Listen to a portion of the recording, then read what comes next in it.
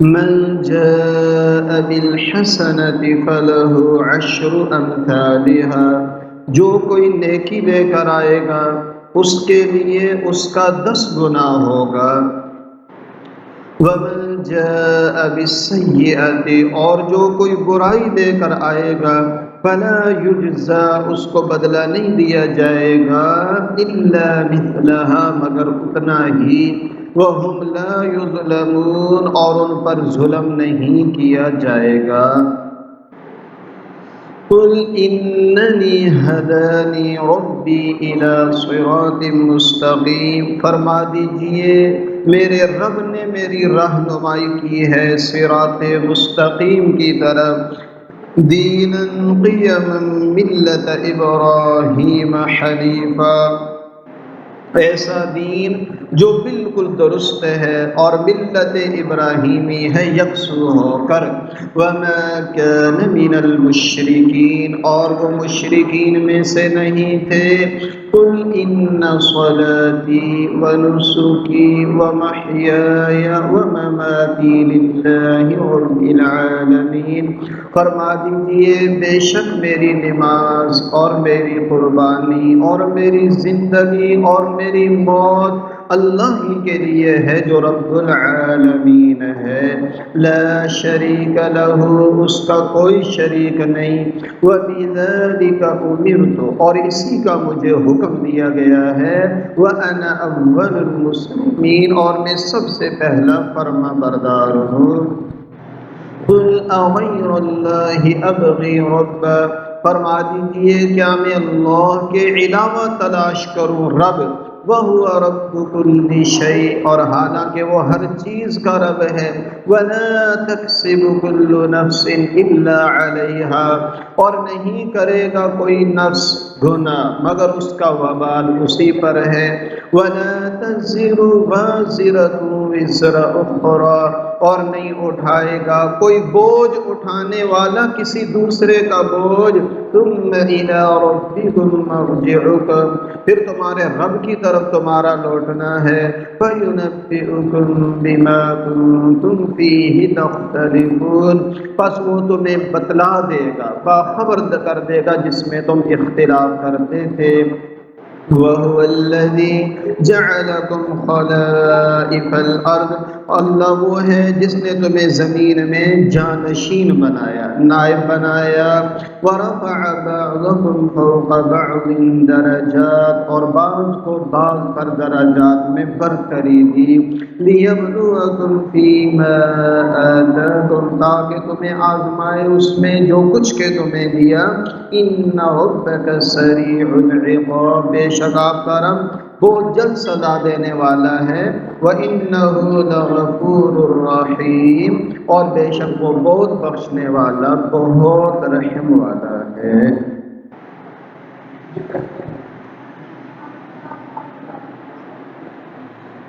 آج کے سبق کی جو ہماری پہلی آیت مبارکہ ہے، اس میں اللہ جل شانہ کے فضل کا تذکرہ ہے، اللہ تعالیٰ کا معاملہ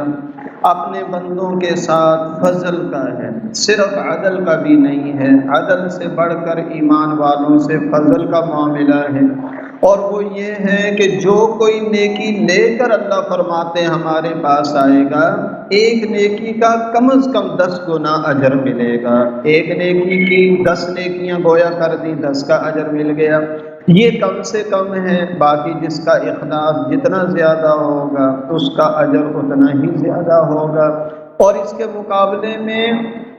جو آدمی برائی لے کر آئے گا اس کو اتنا ہی جرم اور بدلہ ملے گا، یعنی ایک برائی کے بدلے ایک ہی گناہ لکھا جائے گا اور ان پر ظلم نہیں کیا جائے گا۔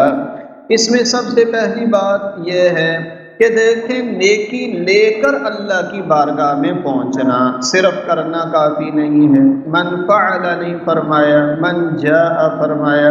کہ نیکیاں کرنا بھی ہے ان کو سنبھالنا بھی ہے، لے کر اللہ کے پاس پہنچنا ہے۔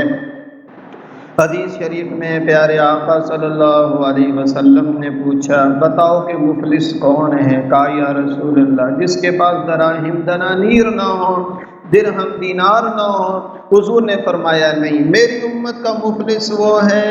جو پہاڑوں جتنی نیکیاں لے کر آئے گا اللہ کے دربار میں، لیکن شتم ھذا، ایک کو گالی دی ہوگی، وضرب ھذا، اس کو ناجائز مارا ہوگا، کسی کو برا بھلا کہا ہوگا، حقوق العباد ضائع کیے ہوں گے، پہلے اس کی نیکیاں ان کو دی جاتی رہیں گی یہاں تک نیکیاں ختم ہو جائیں گی، پھر اور بھی حقوق والے باقی ہوں گے، پھر ان کے گناہ اس پر ڈال دیے جائیں گے۔ یہ جو نیکیوں کے پہاڑ لے کر گیا تھا، یہ گناہوں کے پہاڑ لے کر جہنم میں چلا جائے گا۔ فرمایا میری امت کا مفلس یہ ہے۔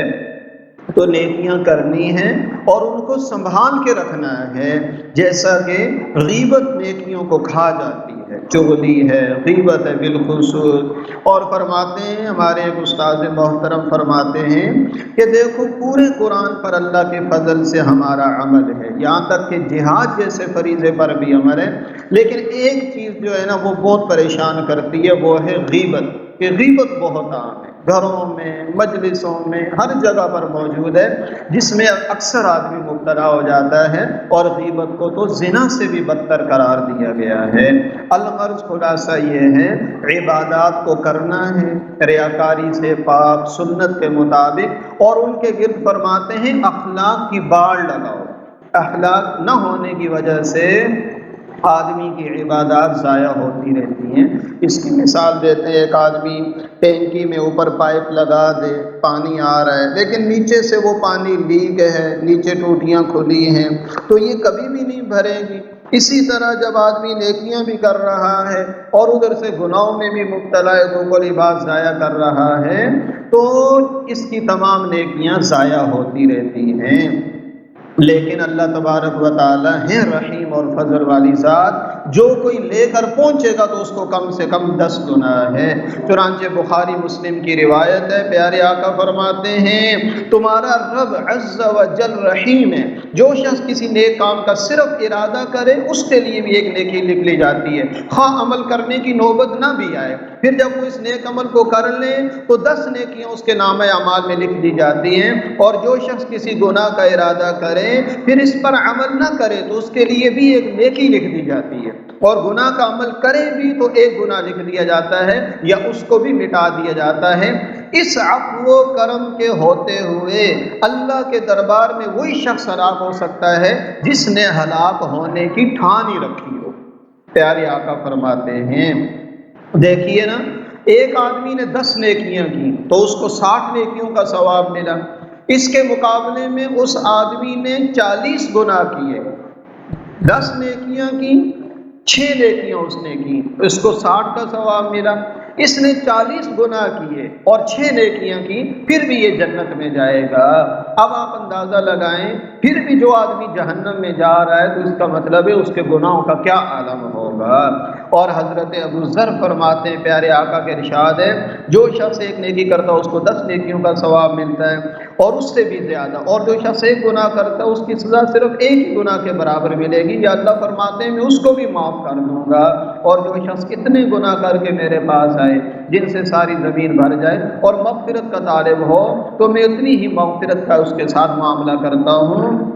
جو شخص ایک بالشت میری طرف ہوتا ہے میں ایک ہاتھ اس کی طرف بڑھتا ہوں، جو ایک ہاتھ میری طرف آتا ہے میں ایک بازو کے بقدر اس کی طرف آتا ہوں، جو چل کر میری طرف آتا ہے میں دوڑ کر اس کی طرف آ جاتا ہوں۔ تو بہرحال اچھائی کا بدلہ اللہ تعالیٰ بڑھا چڑھا کر دیتے ہیں، اور گناہ کا بدلہ اتنا ہی جتنا اس سے جرم ہوا ہے۔ اللہ تبارک و تعالیٰ ہمیں نیکیوں کو سنبھال کے رکھنے کی توفیق عطا فرمائے۔ اس کے مقابلے میں اللہ کا فضل دیکھیے، جو کوئی برائی لے کر اللہ کے پاس گیا، اگر ایک آدمی سے برائی ہوگی لے کر اللہ کے پاس نہیں گیا، توبہ کر دیے، تو اللہ تعالیٰ اعمال نامے سے بھی مٹا دیتے ہیں، کرامن کاتبین کو بھی بلا دیتے ہیں، سب کچھ ختم کر دیتے ہیں، اور بس گناہ دنیا میں ختم ہوگے، اس پر آخرت میں کوئی پکڑ نہیں ہوگی۔ اور اللہ فرماتے ہیں اور ان بندوں پر کوئی ظلم نہیں کیا جائے گا۔ فرما دیجئے میرے رب نے مجھے ہدایت دی ہے صراط مستقیم کی طرف، اور یہ ایسا دین ہے جو بالکل صحیح اور درست ہے، جو ملت ابراہیمی ہے یکسو ہو کر، اور ابراہیم علیہ السلام تو شرک کرنے والوں میں سے نہیں تھے۔ اس آیت میں فرمایا کہ دیکھو میں تمہاری طرح صرف خیالات یا آبائی رسوم کے تابع نہیں ہوں، اور تم کہتے ہو آبا و اجداد کا یہ راستہ ہے، تو ہم سب کے جد امجد تو ابراہیم ہے، میں تو ان کے تابع ہوں، وہ بھی ہمارے آبا و اجداد ہیں، اور ان کا دین تو بالکل درست ہے، اور وہ مشرکین میں سے نہیں تھے۔ اگلی جو آیت مبارکہ ہے انتہائی اہمیت کے حامل یہ آیت مبارکہ ہے۔ پہلی بات تو یہ فرما دیجئے میری نماز، نمبر 2 میری قربانی، نسک قربانی کو بھی کہتے ہیں، اور ہر عبادت کو بھی نسک کہا جاتا ہے، ارکان حج کو بھی مناسک حج کہتے ہیں۔ تو اس کے ترجمہ یوں بھی کر سکتے ہیں، بے شک میری نماز اور میری قربانی، یا میری نماز اور میری تمام عبادات اور میری زندگی اور میری موت اللہ کے لیے ہے جو رب العالمین ہے۔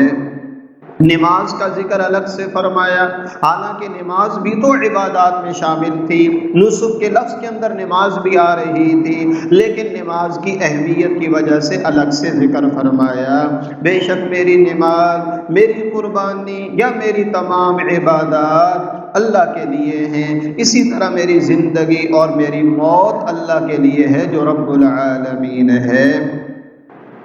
میری زندگی اور میری موت اللہ کے لیے، اس کا کیا مطلب ہے؟ اس کا ایک مطلب یہ ہے کہ میری زندگی میں مجھ سے جتنے کام ہوں گے سارے یا اللہ تیری رضا کے مطابق ہوں گے، اور ان میں کوئی کام ایسا نہیں کروں گا جو تیرے احکام کے خلاف ہو۔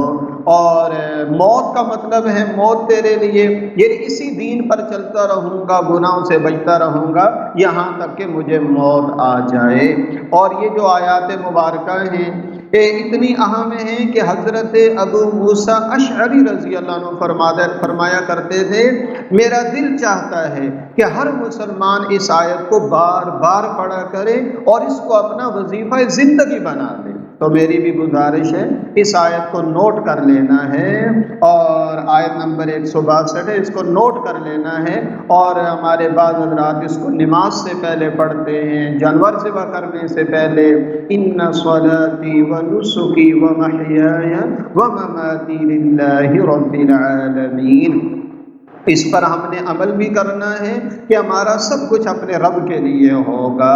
اخلاص بھی اسی کو کہتے ہیں کہ آدمی کا ہر کام اللہ کے لیے ہو، اور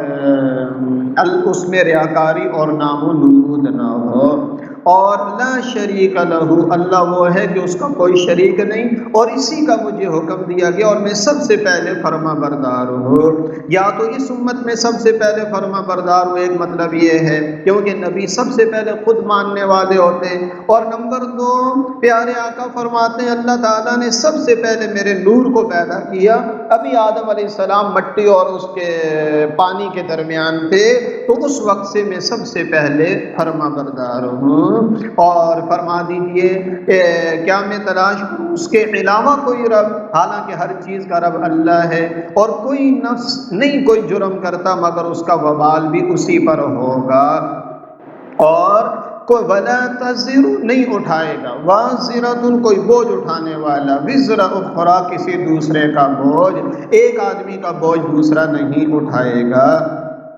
اس پر ایک روایت بھی ہے کہ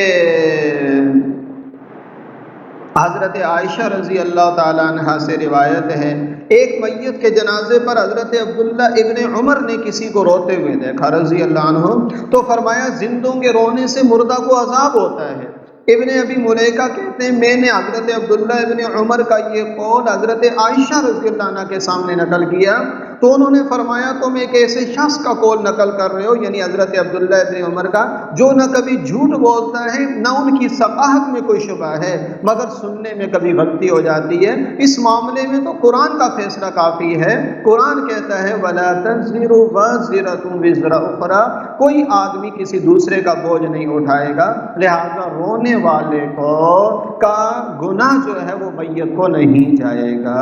حضرت عائشہ بہت بڑی فقیہہ تھی، ابو موسیٰ اشعری فرماتے ہیں جب بھی صحابہ کرام کو کسی مسئلے میں پریشانی ہوتی،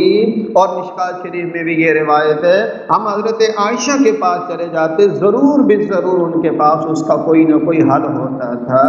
تو کوئی کسی کا بوجھ نہیں اٹھائے گا۔